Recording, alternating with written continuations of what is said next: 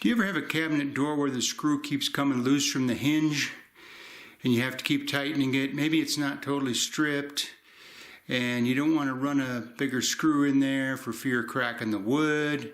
Well, I'm going to show you a quick hack on how to keep that screw in there and tight forever.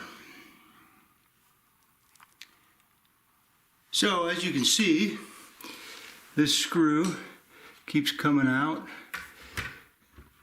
and the door hinge is loose, and so then the door sags.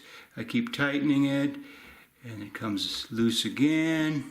So I'm going to show you a quick and easy hack to make sure it does not come out again. Now I'm just going to unscrew it here.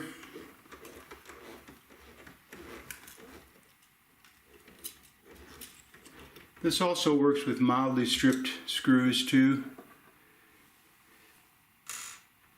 All you need is some liquid nails.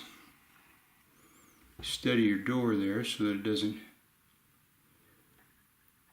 break the bottom hinge, but just fill that hole with liquid nails. A little bit more.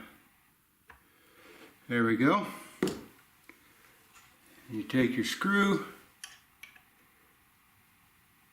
put it back in, and